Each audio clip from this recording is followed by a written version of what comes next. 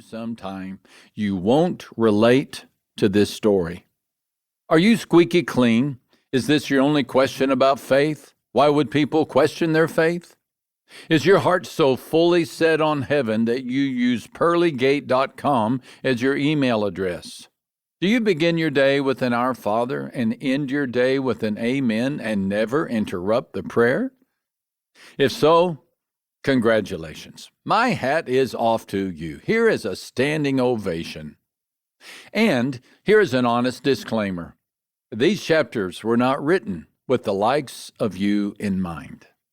This book is for members of the Tilted Halo Society, for the strugglers among us and the fumbler within us, for those of us who are part saint, part scoundrel.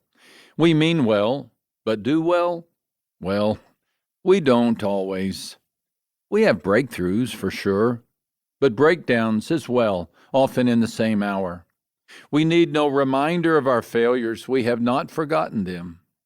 But we could use a refresher course on God's stubborn refusal to give up on us. And no one is more suited to the task than Jacob, the flawed patriarch. He is, by definition, a patriarch, yet in the team photo of Bible heroes, he looks out of place. There stand Abraham and Isaac with their rush of hair, strong shoulders, and chiseled features. Mount Rushmore-ish they are. Then there's Jacob, the little guy wearing the sunglasses and poker visor. He doesn't seem to fit. Jacob's nickname contains the same consonants as the Hebrew word for heel, appropriate as he exited the womb with his hand on his twin brother's heel, as if to say, "Oh, no, you don't, you fuzzy brother. I want the top spot."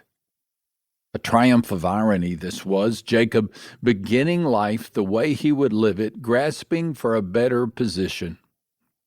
Jacob's nickname was Deceiver, and deceive he did. He took advantage of his famished sibling, pulled the wool over the eyes of his dying father, and met his father-in-law's guile with guile. Prodigy? No. Prodigal? That fits. Jacob never fed the pigs, but he did wrestle in the mud with, if not God, someone like God. All night the two grunted, gripped, and groped until, as the day broke, Jacob pinned him down and begged for a blessing. The blessing came, but at a cost. Jacob was given a new name, Israel, but Israel's hip was out of joint. He walked with a limp. Sound familiar? You've wrestled with God about your past, your future, your pain and problems. You, like Jacob, have walked away with a gimp in your spiritual gait. Some people mount up with wings like eagles. A few run and never grow weary. Others walk and never faint. You, me, Jacob, we limp. Jacob's story is for limpers. I spoke with a limper last evening. We sat together at a dinner party. A dozen folks shared a meal, a bottle of wine, and a gorgeous South Texas sunset. The husbands sat outside on a backyard deck. I was the newcomer. "What kind of work are you in, Max?"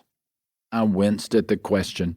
Nothing dampens lively conversation more quickly than the discovery of a clergyman in the circle.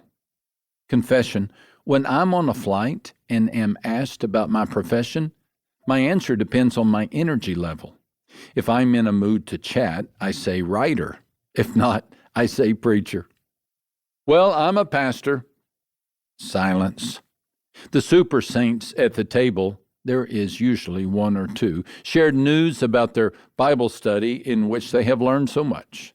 The limpers, there are always several, apologized for their language and made a joke about passing the offering plate after dessert. The chit-chat resumed, but the fellow to my right, in a voice intended for my ears only, began to talk about his faith, or lack thereof. If he wasn't 80 years old in age, he certainly was in appearance. His eyelids drooped to half-mast. His shoulders slumped. He puffed on a cigarette.